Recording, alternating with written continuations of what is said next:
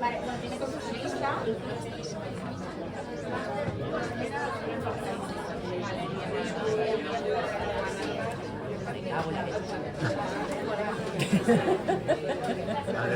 Ahora te da. Yo es que antes me he puesto ahí y el plano no era... No era separable, ¿no? No. Ahora aquí ya lo tengo controlado. Hola, hola, buenos días. Un placer estar aquí con el Instituto Roger de Llúria y sus alumnos con los que hoy haremos esta charla, una charla de neuroinflamación, y es un tema, por desgracia, cada vez más actual y más candente y que cada vez vemos y constatamos que lo sufren más personas. Y por tanto vamos a explicar un poquito qué se puede hacer, en qué consiste todo esto. Nos hablarán en representación de un grupo de segundo que este año ya acaban y son dietistas, la gran mayoría, puede ser que a alguno le quede algún detalle, pero la gran mayoría serán dietistas. Xenia, Laia, Ona y Lucas serán los responsables en nombre de estos alumnos de segundo en hacer esta exposición que espero que disfrutéis y que encontréis interesante. Así que ya me callo y dejo y doy paso a los compañeros para que empiecen. Muchas gracias por la asistencia. Bien, muy buenas a todas y a todos. Como bien ha dicho Marc, nosotras somos alumnas de segundo de dietética del Instituto Roger de Llúria y vamos a hablar de la neuroinflamación, que hemos considerado, como bien ha dicho, que es un mal en aumento porque cada vez hay más casos de enfermedades neurodegenerativas y vamos a ver un poco datos epidemiológicos que lo demuestran, como por ejemplo datos de la OMS que nos dicen que la demencia crece y que actualmente nos situamos a 55 millones de personas con demencia en el mundo y que se estima que dentro de unos años, para 2050, prácticamente triplicará esta cifra. Por lo tanto, vemos que está en aumento. Igual pasa con el Parkinson. 19 de cada 100.000 personas actualmente lo sufren y se estima igualmente, como con la demencia, que esto va a aumentar. De todas las demencias, el Alzheimer probablemente sea la más reconocida y es una de las 10 principales causas de muerte en todo el mundo. Por lo tanto, aquí no hay que ignorar esto. Y esto tan solo es la punta del iceberg. Quiero decir, estas son las consecuencias de vivir una vida con neuroinflamación. Porque todas estas enfermedades cursan a partir de la tercera edad. Pero no podemos olvidar que a lo largo de nuestra vida estamos neuroinflamados. Antes de explicar más en detalle lo que es la neuroinflamación, vamos a hablar de qué es la inflamación. Básicamente la inflamación es la respuesta de nuestro sistema inmune para proteger al organismo de una infección o de una lesión. Pero claro, no todas las inflamaciones son iguales. Tenemos por un lado la inflamación positiva, que sería la que por ejemplo nos hacemos cuando nos caemos al suelo y nos hacemos un esguince, ¿no? O nos damos en la rodilla y se nos inflama la rodilla, se enrojece, coge temperatura. Pues esa inflamación sería la positiva, que es la inflamación aguda, en la que el sistema inmune va al lugar donde hay una lesión y repara el tejido. Eso está bien, es fisiológico y tiene que ser así. ¿Qué pasa? Que en la sociedad en la que vivimos, actualmente vivimos con un estrés importante. Y este estrés lo que causa es una inflamación que quizá no es tan aguda, que quizá no se percibe tanto en el día a día, pero que está ahí. Es una inflamación que se va manteniendo a lo largo de los días y es la que llamamos la inflamación crónica o de bajo grado. Esta inflamación, el problema que tiene es que cuando se sostiene durante mucho tiempo, lo que acaba causando son enfermedades como por ejemplo la diabetes tipo 2, sobrepeso, obesidad, enfermedades cardiovasculares, enfermedades autoinmunes y también, evidentemente, enfermedades neurodegenerativas. Bien, en términos de cerebro, vamos a hablar de lo que protege al cerebro, que es la barrera hematoencefálica. Esta barrera hematoencefálica básicamente es una membrana, es una compuerta que permite que entre lo que interesa al cerebro, como por ejemplo oxígeno, también agua, CO2, y no permite la entrada de lo que no le interesa, como pueden ser, por ejemplo, bacterias o tóxicos. Dentro del cerebro encontramos las células gliales, que por un lado tenemos las del sistema nervioso periférico, que son las de Schwann, y por otro lado, las que aquí nos interesan concretamente, las microglías, que son un tipo de células inmunitarias en el sistema nervioso central. Estas son las que básicamente ayudan a que todas las funciones del cerebro funcionen perfectamente. Por un lado, son las que permiten la neurogénesis, es decir, que se vayan creando nuevas neuronas, que se vayan regenerando. Por otro lado, tenemos una función muy importante, que es que cuando las neuronas están realizando sus funciones, van liberando sustancias. Y estas sustancias se quedan por ahí repartidas por el cerebro, y entonces son estas células gliales las que se dedican a recoger estas sustancias para que todo el entorno quede limpio, para que todo esté en armonía. Por otro lado, también ayuda que la función neuronal funcione correctamente, y por otro lado, pues que la velocidad de transmisión en cuanto a la actividad de las neuronas pues sea la óptima. Bien, vamos a explicar qué es lo que pasa cuando hay una inflamación en el cerebro. Aquí puede pasar dos cosas. Por un lado, podemos tener un proceso agudo y por otro lado podemos tener un proceso crónico. Voy a poner una metáfora para explicar un poco esto, para que lo entendamos. En el caso del proceso agudo, vamos a imaginarnos que estamos en casa tranquilamente y estamos haciendo cosas, estamos barriendo el suelo, estamos cocinando, lo que sea, abrimos un momento la ventana y de repente aparece una paloma, ¿vale? Aparece una paloma y directamente nuestro instinto nos dice hay que eliminar a esta paloma. Nosotros, en este caso, seríamos estas células inmunitarias que lo que hacen es, cuando aparece aquello que no nos interesa dentro del cerebro, que sería en este caso nuestra casa, lo eliminamos. Entonces, cuando lo hemos eliminado, cerramos la ventana y aquí no ha pasado nada, volvemos a un estado de normalidad, que sería la homeostasis. Pasamos de un estado proinflamatorio a un estado antiinflamatorio para volver a nuestro equilibrio, para que en nuestra casa esté todo limpio, todo ordenado.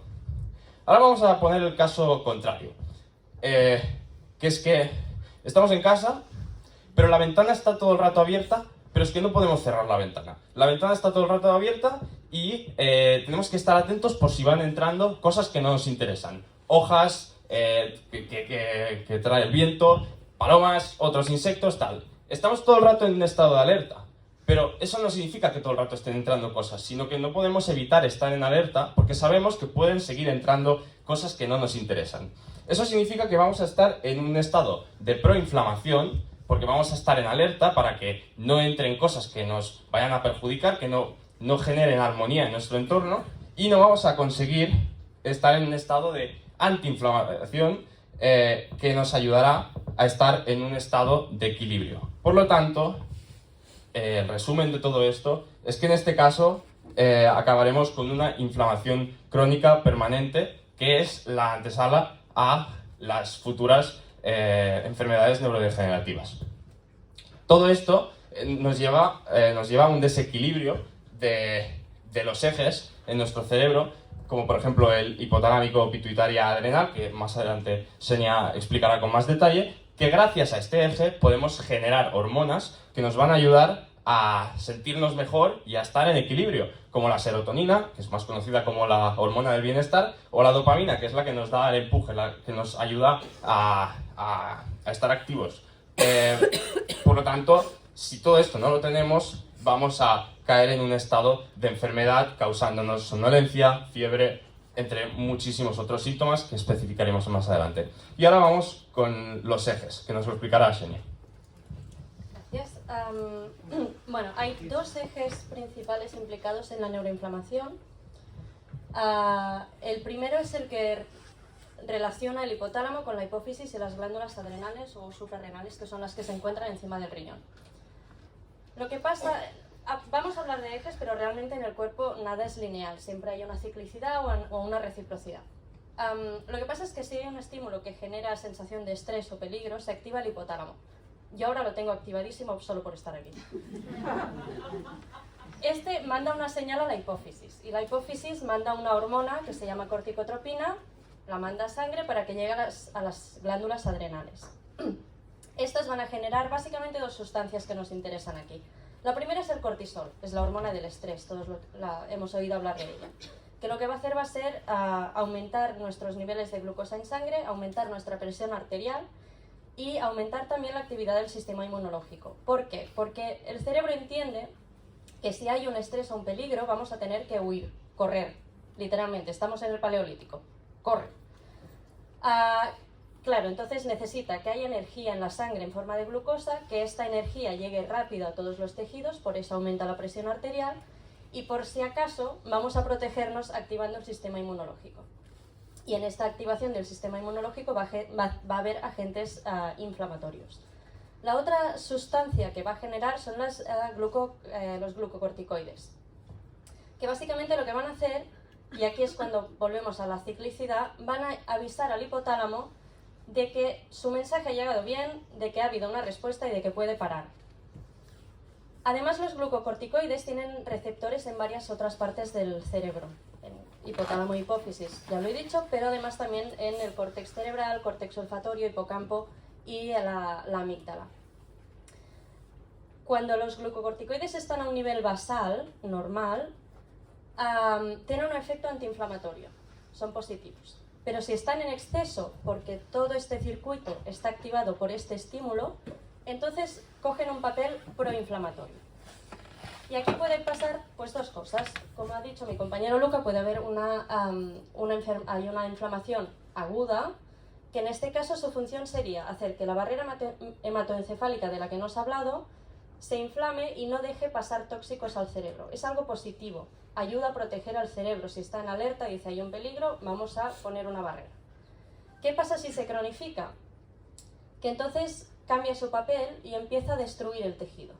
Y esto es lo que vemos cuando vemos TACs o resonancias de personas con Alzheimer o con Parkinson. Lo que vemos es una disminución del volumen del cerebro, porque hay una destrucción de los tejidos.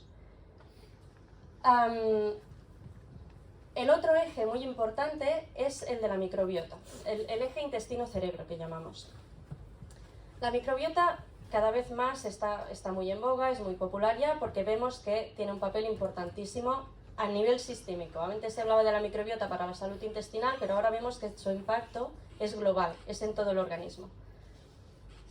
Si la microbiota está alterada, aparte de alterar también la producción de ciertos neurotransmisores como la serotonina, el 95% de la serotonina se produce en el intestino. Si no se produce correctamente o en suficiente cantidad, se genera una neuroinflamación. Es otro factor inflamador para el cerebro.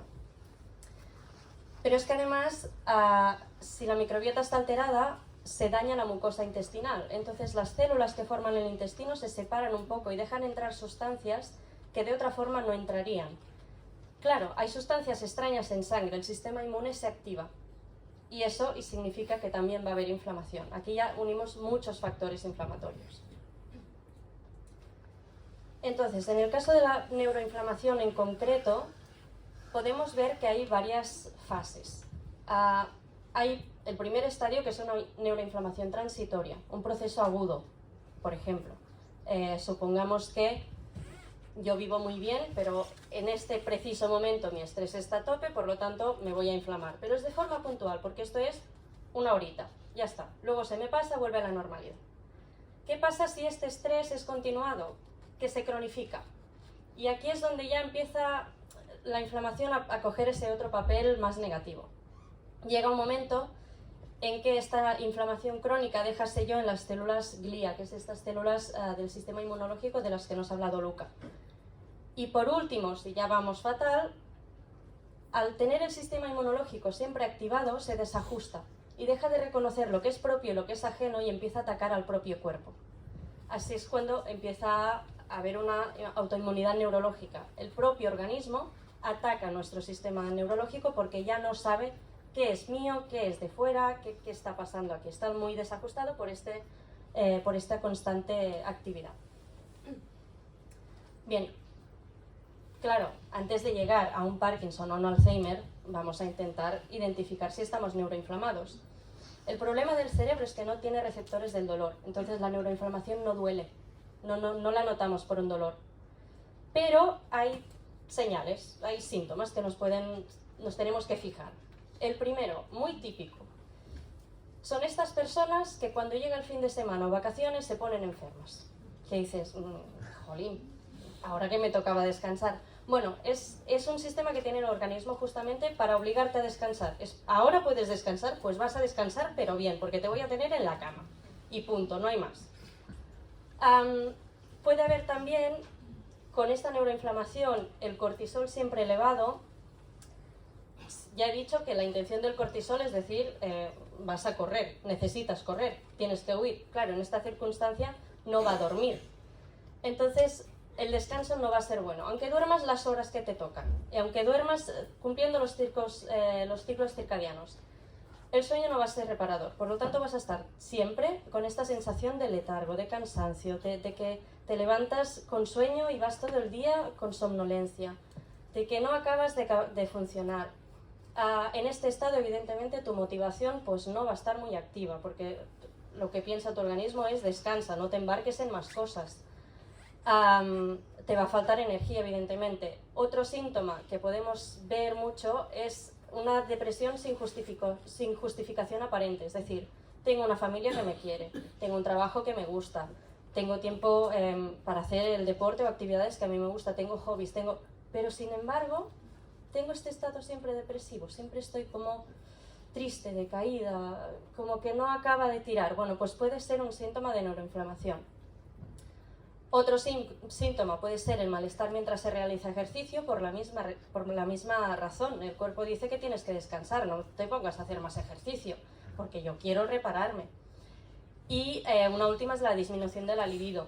La reproducción aquí deja de ser necesaria, por lo tanto te dice, se acabó la actividad sexual, no es necesaria, por lo tanto, fuera, se elimina.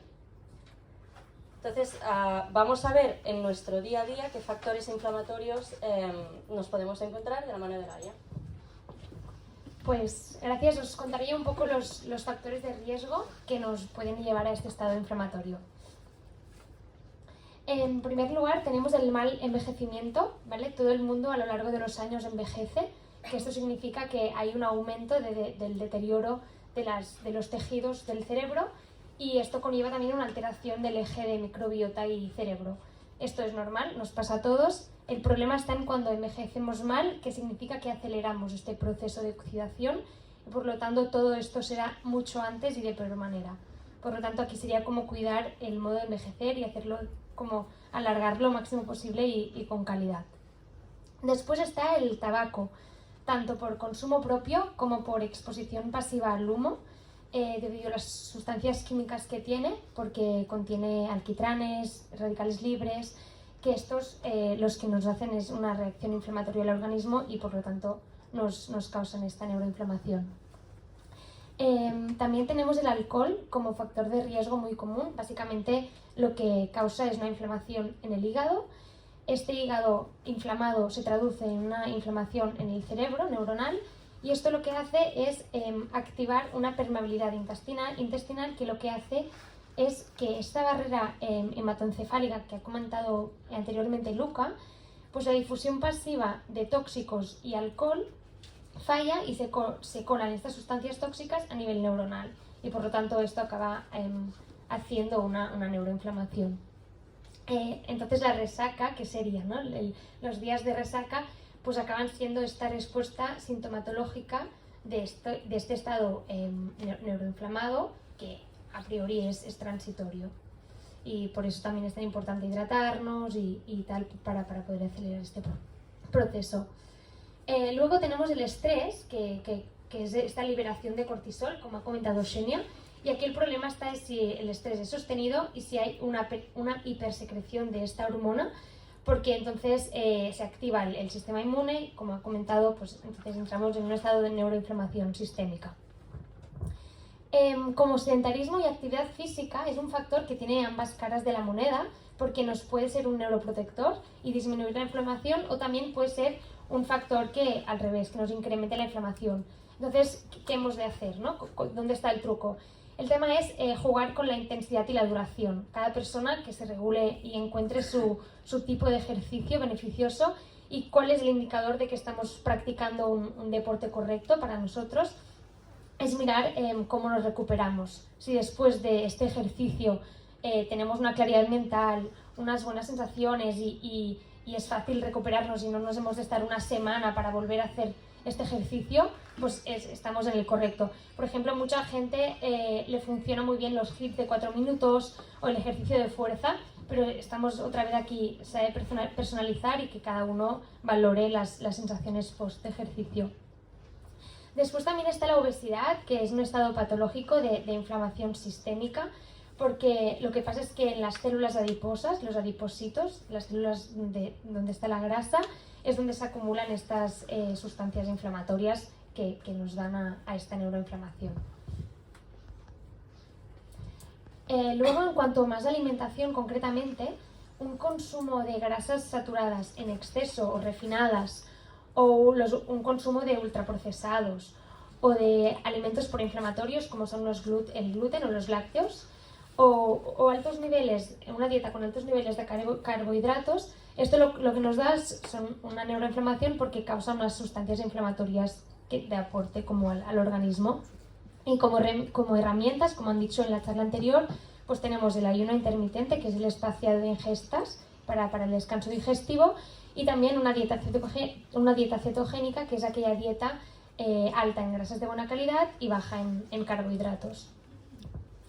A nivel de descanso y alteración del sueño, un descanso no reparador, que es aquel descanso de no calidad o de no suficientes horas, o una falta de sueño cronificada, esto nos lleva directamente a un estado de neuroinflamación, porque los mediadores inflamatorios aumentan y esto nos afecta a nuestro estado estos aumentan y nos lleva a una activación de células gliales y microgliales, que estos nos afectan a una neuroinflamación, pero que muchas veces está asociada con una ansiedad.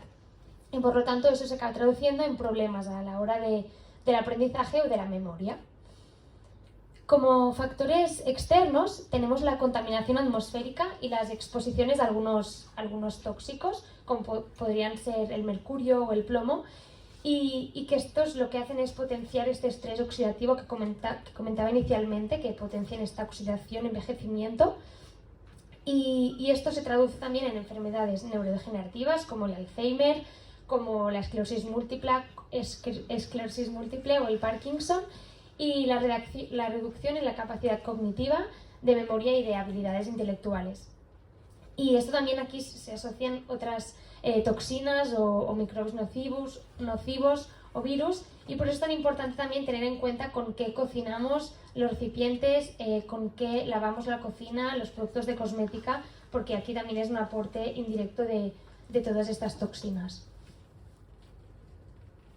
A nivel de genética, es verdad que hay gente que puede tener una tendencia a la inflamación y puede ser un factor genético, pero cada vez se está viendo que lo que tiene más importancia es la epigenética, que son nuestras conductas más elegidas y más de entorno, como son la alimentación, la gestión sobre todo del estrés y de las emociones, los tóxicos y el deporte, ¿vale? Como factores donde sí tenemos un control, podemos poner atención y que va más allá de lo que hemos heredado genéticamente. Luego está la alteración de la microbiota, que alterará este eje de microbiota-intestino, que viene condicionada por todos los factores que he ido diciendo, y que esto lo que causa es una alteración de la microbiota, causa esta permeabilidad intestinal que activa el sistema inmune, que inflama, y volvemos en el bucle y el pez que se muerde la cola y no salimos. En cuanto a la depresión, que es un estado patológico, lo que pasa es que se aumentan estas citoquinas proinflamatorias que nos acaban haciendo unos cambios a nivel de estado de ánimo o de comportamiento, y esto también acaba afectando por contra al estado de la microbiota, aumentando las inmunoglobulinas inflamatorias que afectan a nuestra pared intestinal. Ahora os hablaré un poco de la dietoterapia, que es como más cómo llevar a la práctica y a la cocina estos factores que nos pueden desinflamar y evitar también los que sí que pueden ser más inflamatorios. A nivel de alimentos que es importante potenciar son aquellos ricos en flavonoides, por ejemplo, que son unos antioxidantes que lo que hacen es neutralizar los radicales libres y por lo tanto disminuir esta oxidación. Y por ejemplo tenemos el brócoli, el té verde, la manzana. Luego también hay el resveratrol, que es otro antioxidante súper potente y lo encontramos por ejemplo en la uva, en los frutos rojos, el chocolate negro y que es importante que sea más del 85% para que no haya tanta cantidad de azúcar. La pigenina es un tipo de flavonoide que va muy a favor de la salud cerebral y la capacidad cognitiva y la podemos encontrar en el perejil, en el cilantro, en el apio. También están los ácidos grasos esenciales, como es el omega 3, el DHA o el EPA, que se encuentran sobre todo en los pescados azules y también en las nueces y en las semillas de lino o de chía. En los ácidos grasos de cadena corta, lo que hacen es mejorar también actúan como neuroprotectores y unos grupos que llevan mucho esto son los cereales integrales, las legumbres y los frutos secos. Por aquí es como importante hacer un apunte porque estos alimentos nos serán beneficiosos si hacemos una buena preparación. ¿Y cómo preparamos bien estos alimentos? Pues básicamente en remojo. Si hacemos un remojo suficiente para cada grano, y en el caso de los frutos secos además les damos un tostado o en vez de remojarlos los tostamos, entonces sí que nos ayudarán. Pero si los consumimos sin sacar esta parte de antinutrientes que irrita nuestra parte intestinal, pues un intestino irritado también inflama nuestro cerebro. Y también a nivel de los cereales integrales es importante puntualizar que sean libres de gluten. Porque ¿qué pasa con el gluten, no? Un poco, pues el gluten tiene una parte proteica que se llama gliadina, que su tamaño molecular es súper pequeñito. Y lo que pasa es que cuando llega a nuestra barrera hematoencefálica se cuela a todo el mundo y esto nos causa neuroinflamación. Entonces, aquí cuando nos referimos a cereales integrales es que es importante que sean sin gluten y, por ejemplo, podemos encontrar el trigo sarraceno, la quinoa, el mijo, hay varios. Como minerales podemos encontrar el hierro, el cobre, el zinc y aquí también puntualizar un poco que haya habido un empobrecimiento del suelo a lo largo de estos años y que hay veces que ahora ya no basta con consumir alimentos ricos en estos minerales concretos, sino que sí que hay veces que se ha de valorar una suplementación extra. En el caso del magnesio, por ejemplo, lo podemos encontrar en las semillas de sésamo o el tahini, que son las semillas de sésamo envueltas, y también en las tipas de calabaza y de girasol. Y en el caso del selenio los podemos encontrar en las nueces de Brasil, en el ajo negro sobre todo, y en las legumbres. Y luego tenemos también vitaminas, por ejemplo las del grupo C las encontramos en los pimientos rojos crudos, en los cítricos, en las coles. La vitamina E pues en aguacates, en semillas y frutos secos, en aceite de oliva virgen extra y las B pues en crucíferas, en los boniatos y en las verduras de hojas verde. Luego hablar también de la proteína de buena calidad y aquí también puntualizar y valorar cada uno la necesidad que tenemos en función del ejercicio. Por ejemplo, una persona sedentaria con una proteína de porción de un tamaño del palmo de la mano ya le basta y en cambio un deportista o una persona más activa a nivel de deporte pues sí que ha de tener un aporte más alto. Aquí también es valorar y sobre todo también es importante acompañar la proteína siempre de verduras de hoja verde sobre todo. Luego encontramos el triptófano que es el que nos ayuda a segregar la producción de melatonina y serotonina, que esto regulará nuestros ciclos de sueño y por lo tanto impactará en nuestro apetito, en nuestro estado de ánimo y por lo tanto también tiene un efecto muy potente a nivel antiinflamatorio. Y lo podemos encontrar sobre todo en la carne de pollo y pavo, de pescado azul y en la levadura de cerveza. Sí. Luego está la colina, que lo que permite ella es una secreción de neurotransmisores y por lo tanto permite que se hagan nuevas conexiones neuronales, y la encontramos en el huevo, en la coliflor, en las pipas de girasol. Y como dos últimos como ingredientes claves para la cocina antiinflamatoria, pues hay una agua de buena calidad, que no esté embotellada en plástico, que esté filtrada, porque básicamente el agua tiene la capacidad de eliminar toxinas y beber agua suficiente.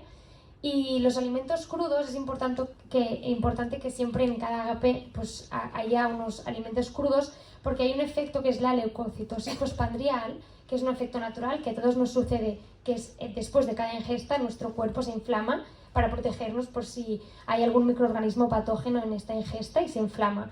Y lo que hacen los alimentos crudos es reducir esta inflamación. Por lo tanto, es tenerlo en cuenta. Y como como elementos básicos un poco a evitar son los proinflamatorios, que es el alcohol que hemos comentado, el gluten, los lácteos, las grasas saturadas o refinadas o en exceso, el exceso de omega 6, porque hay como un ratio de alimentos de omega 3 y omega 6 y es importante que no los alimentos de omega 6, que podrían ser el aceite de girasol o de maíz, pues esté súper alto comparado con los otros. Los azúcares simples, los hidratos de carbono refinados, el exceso de proteínas, el consumo excesivo de sal y los ultraprocesados. Y también reducir o regular los alimentos estimulantes como son la cafeína y el exceso de cacao. Y ahora Ona os hablará de suplementación. Bien, hola a todos. Ahora que Laia nos ha contado un poco qué podemos hacer desde la alimentación, que sería la base, yo os voy a contar unas ayudas extra que podemos hacer, que son para poner un poco la guinda en el pastel, o sea, como un detalle, que serían como la cima de la pirámide. La primera de la que os voy a hablar es la suplementación natural. Entonces, os voy a hablar de una serie de suplementos. Empezamos por el grupo de los adaptógenos. Los adaptógenos son unas sustancias naturales que no son tóxicas, que lo que hacen es mejorar la respuesta de nuestro cerebro a distintos estímulos, ya sean físicos, químicos, emocionales. Como bien dice su nombre, hace que se adapte mejor esto, pues, a estos estímulos. Entonces, de funciones que tienen los adaptógenos, la primera es que reducirían la fatiga y aumentan nuestra energía. Luego, mejoran la calidad del sueño, reducen notablemente síntomas de estrés y de ansiedad y además modulan el sistema neuroendocrino y inmunitario. Entonces, hemos elegido cuatro ejemplos de adaptógenos que todos cumplen las mismas características de arriba, pero voy a comentar como algunos detalles relevantes de cada uno. Entonces, empezamos por la ashwagandha. La ashwagandha es un adaptógeno con múltiples propiedades y de ellas destacamos que potencian a los receptores, o sea, estimulan a los receptores GABA, que estos receptores son unos neurotransmisores que lo que hacen es inhibir al sistema nervioso. Por lo tanto, generas en este estado de relajación y de calma. Luego, además, reducen la producción de cortisol. Como han estado explicando mis compañeros, el cortisol en un estado agudo, es decir, como una situación puntual, tiene un efecto primero proinflamatorio, pero luego antiinflamatorio. Entonces nos interesa. ¿Qué pasa? Que si este estrés, pues lo mismo, se mantiene y se cronifica, el cortisol no sabe revertir su función y volver a la antiinflamación. Por lo tanto, nos inflama. Entonces nos interesa reducirlo. Seguimos con la bacopa. La bacopa es muy interesante en casos de deterioro cognitivo y de demencia, porque nos reduce mucho el estrés oxidativo. Por tanto, pues esto no deja que las células se oxiden y por tanto envejezcan antes. Luego tenemos el ginkgo biloba. Este es el extracto a nivel de la planta a nivel fitoterápico más usada en casos de demencia y deterioro cognitivo. Esto es gracias a sus principios activos, que algunos ejemplos serían los flavonoides, los terpenos, las lactonas. Y bueno, lo que hacen tienen una gran capacidad antioxidante y antiinflamatoria.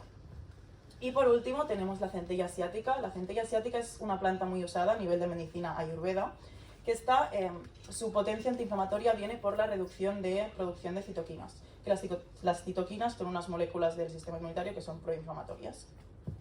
Entonces, acabando con el tema de adaptógenos, pasamos a otros suplementos. Empezamos por la melena de león. La melena de león es un hongo usado en la medicina tradicional china ancestralmente como para regular tanto psique como cuerpo. Entonces, al ser un hongo, también tiene la propiedad prebiótica. ¿Qué son los prebióticos? Pues son todos estos alimentos que son ricos en fibra insoluble, que llegan directamente a nuestro microbiota y funcionan de alimento para estas bacterias intestinales beneficiosas. Entonces, aparte de tener la acción prebiótica beneficiosa por este eje que hemos visto de intestino-cerebro, que todo lo que le gusta al intestino pues genera un cerebro contento, También modula la síntesis de neurotransmisores que están relacionados con depresión y ansiedad, lo reduce y bueno, pues tiene una acción antiinflamatoria. Luego seguimos con el resveratrol. Como nos ha explicado Laia, el resveratrol es un polifenol natural muy interesante que desde la alimentación lo podemos obtener, pero también nos podemos suplementar. Entonces, ejerce un efecto neuroprotector y además a nivel antiinflamatorio lo que hace es bloquear la activación de las células inmunitarias microgliales, que son pues, proinflamatorias.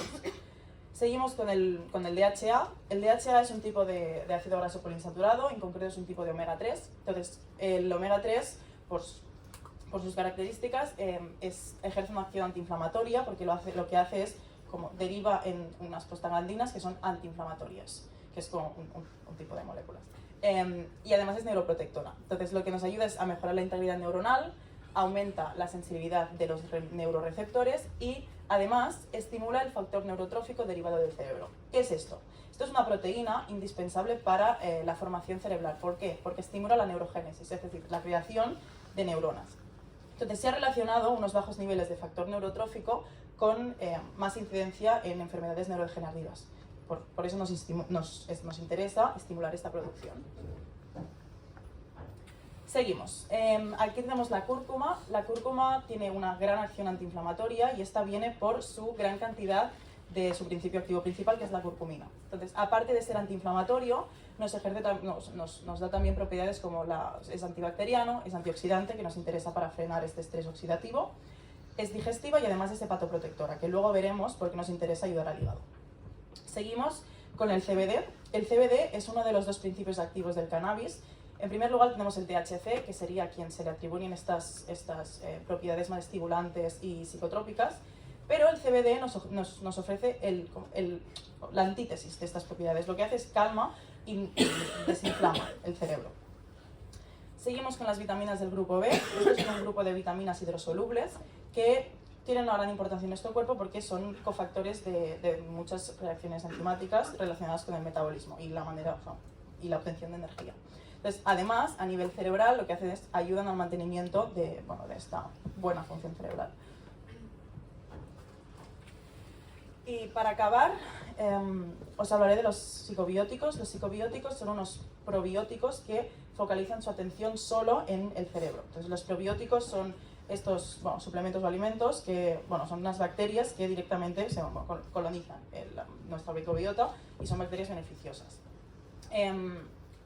Los psicobióticos pues funcionan, son estas bacterias aquí porque funcionan a nivel cerebro. Entonces, ¿qué nos interesa de aquí? Además de sus acciones probióticas, de mejorar la microbiota intestinal, modulan la respuesta inmune hacia un carácter desinflamatorio, también participan en el metabolismo de neurotransmisores y sus precursores. Aquí es interesante porque estimulan la producción de neurotransmisores como la serotonina, de la que hemos hablado, que es la hormona de la felicidad, o también estimulan el factor neurotrófico del cerebro, que es lo que os he explicado de esta proteína que ayuda a la creación de nuevas neuronas, reduce el estrés oxidativo y, por último, esta es una función también interesante y es como ocupan un lugar en nuestra microbiota del intestino, este lugar no puede estar ocupado por bacterias patógenas, por tanto también funcionan como una protección para ello. Entonces, de cepas hay muchísimas bacterias, como hay muchas cepas existentes, pero a nivel mental las que nos interesan son el Bifidobacterium infantis y dos tipos de Lactobacillus, tanto el Casei como el Plantarum. Entonces, es como para comentarlo, actualmente en el mercado hay psicobióticos que combinan estas tres cepas, o sea, los podemos encontrar juntos y solo tener que comprar un tipo de psicobiótico. Entonces, os he hablado de una de las ayudas extra que podemos implementar, que es la suplementación natural, y ahora os voy a hablar de la segunda, que es la fitoterapia. La fitoterapia es esta herramienta de la que usamos las plantas en su forma natural, buscando esta acción medicinal y sus principios activos. A nivel de potencia de acción, los suplementos son más potentes, pero porque tienen una concentración de principio activo más alta. No obstante, no quiere decir, no siempre más es más, así que la fitoterapia también nos interesa con una acción un poco más modulada. Entonces, ¿cuáles son los objetivos a nivel fitoterápico? Pues tenemos dos. El primero es activar el sistema nervioso parasimpático y el segundo son las ayudas hepáticas. ¿Por qué nos interesa el parasimpático? Pues porque este ejerce un control sobre la inflamación corporal. ¿Por qué? Porque segrega un tipo de sustancias que se llama acetilcolina. Hay muchas, pero la más importante es la acetilcolina, que lo que hace es disminuir la producción de hormonas, o sea, de moléculas proinflamatorias. Entonces, ¿qué plantas podemos encontrar que nos ayuden a nivel activación parasimpática? Tenemos la melisa, la salvia, la lavanda, la pasiflora, la equinacia, que con esta es interesante hacer un apunte. La equinacia activa mucho el sistema inmunitario, por tanto, si alguien padece alguna enfermedad autoinmune, no usaríamos equinacia. Tenemos otras plantas que nos ayudan a modularlo. Luego tenemos el astrágalo, la calahuala y, por último, la regaliz. Entonces, la segunda opción de las que os he hablado es las ayudas hepáticas. ¿Por qué nos interesa el hígado? Pues porque el hígado es el mayor órgano emuntorio del cuerpo. ¿Qué hace? Es un poco quien lleva la batuta en los procesos de detoxificación. Estos procesos se encargan de eliminar las toxinas que hay en el cuerpo. Entonces, si nuestro hígado no está sano, estos procesos no se dan de manera correcta y el cuerpo se queja. Por tanto, si se queja, se inflama. Entonces, gozar de una buena salud hepática va a ser importante. A nivel de plantas hepáticas podemos encontrar el boldo, el romero, el cardamariano, el desmodium y la cúrcuma, entre otras. Entonces, ¿cómo las tomamos? Pues hay múltiples formas. Primero tenemos la más conocida, que serían las infusiones. Luego también podemos usarlas a nivel de aceites esenciales con humidificador. Estos aceites esenciales también pueden ser de manera tópica, de manera culinaria. Las plantas medicinales también incluso se pueden usar para comerlas. Aquí la imaginación un poco juega un gran papel. Y siguiendo, vamos a hablar de hábitos. Entonces, llegando al final de la presentación, yo creo que es importante que le demos un poco nuestra mirada y pongamos la atención en cómo estamos viviendo. Porque como en muchas otras ocasiones de la vida, nuestros hábitos y nuestra manera de vivirla juegan un gran papel. Entonces, vamos a ver qué podemos hacer, o sea, cómo podemos tomar el papel protagonista y ayudar a nuestro terreno, que sería nuestro cuerpo, para cambiar un poco, revertir un poco esta situación de neuroinflamación. El primer punto, dietoterapia, suplementación y fitoterapia, de lo que acabamos de hablar.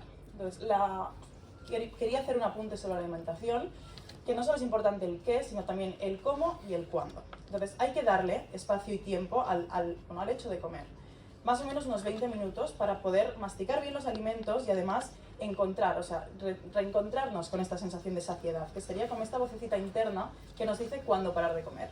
Entonces, con el tema de la saciedad es interesante jugar un poco con el podría comer más, pero mejor no lo hago. O sea, no acabar 100% saciados para no bloquear y colapsar al sistema digestivo. Entonces, nivel de ayunos, ¿cuántas comidas hacer al día? ¿Cuánto espacio entre ellas? Realmente no hay una fórmula perfecta para todo el mundo. A nivel general se suele recomendar esto que han comentado mis compañeros, bueno, un ayuno nocturno. ¿Qué sería un ayuno nocturno? Pues a lo mejor espaciar cena y desayuno durante 12, 14 horas, 16. El ayuno nocturno se consigue pues, adelantando un poquito la cena y atrasando un poco el desayuno. A nivel de cuándo, si nos preguntamos cuándo, la respuesta es durante las horas de sol. ¿Por qué? Porque somos animales diurnos, por tanto nuestros sistemas funcionan mejor cuando es de día. Entonces, respetar estos ritmos circadianos, que son como unos relojes biológicos que tenemos dentro, va a ser crucial para gozar de la buena digestión. Siguiendo con el tema de los ritmos circadianos, estos no solo tienen peso a nivel digestivo, sino sobre todo a nivel del descanso. Entonces, el sueño en calidad y en cantidad de horas va a ser importante. ¿Por qué? Pues porque durante la noche, o sea, cuando dormimos, es cuando nuestro cuerpo se recupera y regenera de todas estas funciones que ha tenido que poner en marcha a lo largo del día. Siguiendo con la actividad física, igual que somos animales diurnos, somos animales hechos para el movimiento, por tanto, hay que moverse. Mi compañera Laia ya os ha explicado un poco cuáles son los parámetros a medir para saber que la actividad física es la adecuada, pero básicamente hemos visto que no solo tenemos beneficios a nivel físico, sino a nivel mental, que serían como mejorar la oxidación, aumenta la oxigenación a nivel del cerebro, fortalece la barrera hematoencefálica y nos ayuda a nuestra capacidad cognitiva. Y por último, estrés y ansiedad. Aquí es importante, como hemos comentado al principio de la presentación, la neuroinflamación es un mal en aumento, pero este es un mal silente, es decir, no nos damos cuenta porque no nos duele. Pues con el estrés pasa un poco parecido. A veces queremos gestionar el estrés, pero realmente no somos conscientes de que lo tenemos. Entonces, creo que es importante que apaguemos un poco el piloto automático y veamos qué nos está pasando. Entonces, una vez sepamos que tenemos estrés y cuál es la causa para poder atacarla, podremos implementar distintas técnicas, como ahora pues una meditación, una respiración consciente, en terapias tanto conductuales como corporales, y realmente todo aquel conjunto de prácticas que nos hacen bajar nuestra atención sobre nuestros pies. Y bueno, ahora Xenia acabará con las conclusiones. Iré rápido que nos echan. Cojo el testigo del estrés para pediros que no os estreséis. que hemos dado un montón de información y parece que aquí tengamos que comer estando pendientes de tengo que comer esto porque tiene resveratrol, tengo que comer esto porque tiene DHA, tengo que comer esto, no sé por qué, pero lo tengo que comer. No es necesario. Aquí hay una clave, diversidad, mucha, en vegetales sobre todo lo que tenga color al plato, directo. Luego, proteína de buena calidad, ya hemos definido lo que es la proteína de buena calidad. Podemos rebajar los hidratos de carbono, que en nuestra sociedad abusamos bastante. En caso de prepararlos, pues siguiendo los consejos que nos ha dado Laia, un buen remojo, un buen preparado, un buen cocido. Y si reducimos los hidratos de carbono tendremos que compensar con algo, con grasas saludables, pescado azul, frutos secos, remojados o tostados. Con el rey, el aceite de oliva virgen extra, que es un gran antioxidante. Ejercicio, no hace falta matarnos al gym, no somos atletas, si nos gusta pues muy bien, pero si no, pues oye, bajar una parada antes del metro para ir andando hasta nuestro destino, subir las escaleras, no sé, salir a pasear un ratito cada tarde con el perro o con el marido, con lo que sea.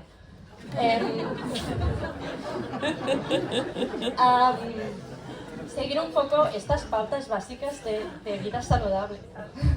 De vida saludable, que es que en realidad nos las conocemos y nuestro cuerpo ya nos lo dice, que esto es lo que nos va bien. Pues seguir un poco con esto y coger conciencia y coger este equilibrio. Y eso no significa que no podamos ir el domingo a la barbacoa con los amigos, que no podamos hacer una tarde de surfing con Netflix, porque al final también necesitamos descansar y eso también se incluye en una vida saludable. Justamente, no ir a tope, no obsesionarnos con hacerlo todo bien, porque primero es prácticamente imposible hacerlo todo bien y segundo, no vale la pena. O sea, tenemos que disfrutar. Así que queremos que os quedéis con este mensaje, que todo muy bien, todo muy perfecto, pero en realidad la vida no es así, tenemos que acomodarnos un poco y tenemos que ser flexibles. Y que la clave está en el equilibrio. Así que espero que os hayáis quedado con este mensaje. Os damos muchas gracias por haber venido. Muchas gracias a Marc, nuestro profesor.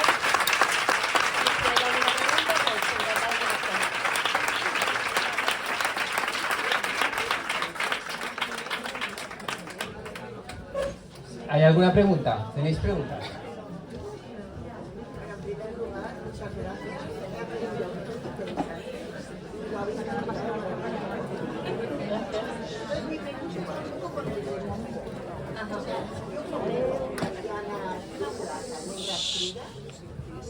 ¿Las tengo que remojar?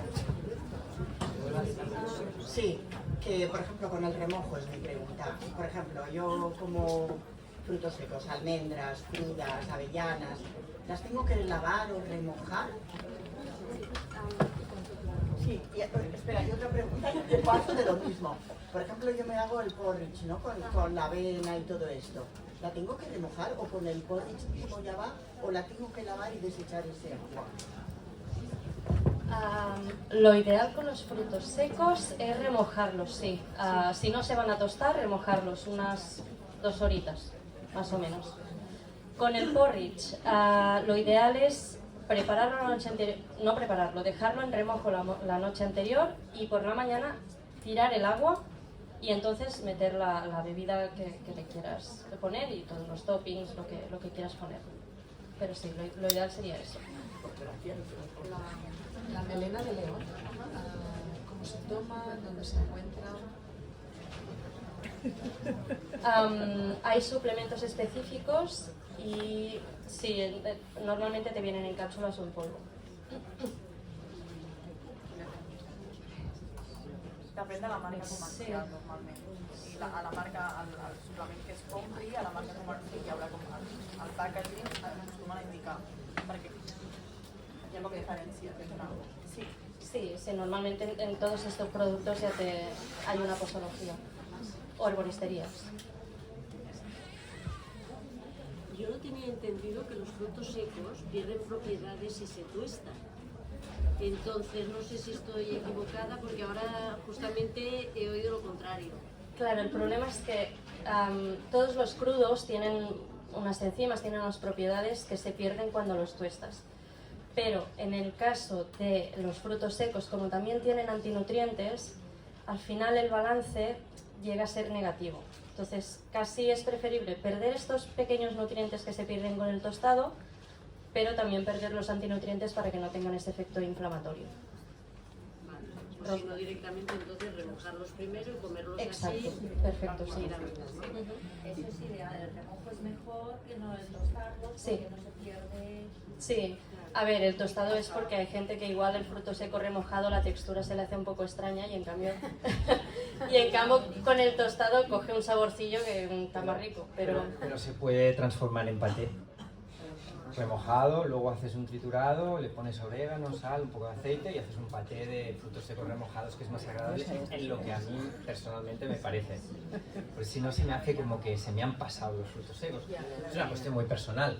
Entonces al final evidentemente lo mejor es remojado. O si piensas que es que todavía no ha llegado al proceso de terminar el fruto para antes de cogerlo del árbol, que te lo estás comiendo sin terminar de madurar. Y está buenísimo. Y la piel de la almendra se En todo caso, desecha. tostado en casa. preferiblemente sí, porque si no se liberan los ácidos grasos y con el tiempo se van oxidando. Entonces, si el tostado es reciente, mucho mejor. La cúrcuma com a antiinflamatori és el mateix si és crua, en pols, si és cuitàmers, cigrons o natural? Aviam, en el día a día se va añadiendo, pues ya está bien. Pero si se quiere como antiinflamatorio como tal, hay cápsulas y están concentradas.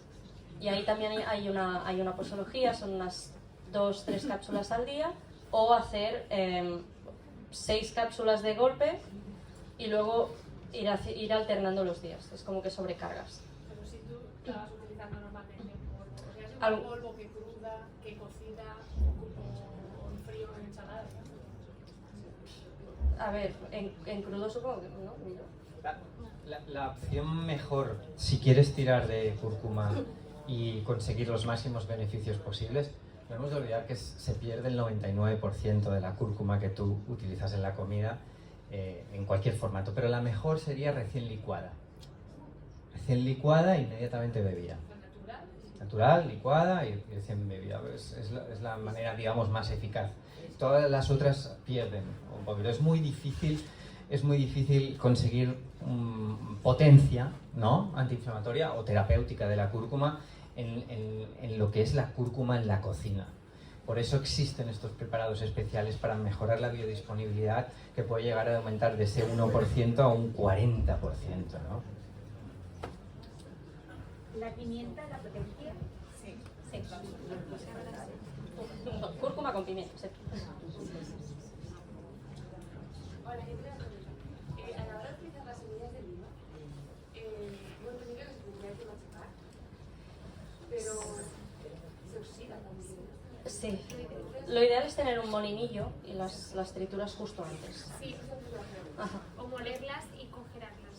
O sea, las puedes moler y las congelas y así como las es más lento. ¿Ustedes las compras ya trituradas? No, está oxidada. Y de hecho, como está oxidado, te puede generar cierta inflamación. Bueno, para acabar, porque si no los siguientes ponentes nos van a mirar ya mal, solo deciros que semillas y frutos secos siempre han de estar en la nevera o en el congelador, siempre, ¿vale? Para evitar precisamente que hagan el efecto contrario. Y daros 3 recomendaciones. No se bebe sin sed, no se come sin hambre y no se hacen malas siestas. La siesta se hace de 20 minutos y en el sofá, no en la cama. Porque si no, estas 3 cositas que os acabo de decir también producen neuroinflamación. Un placer y espero que sea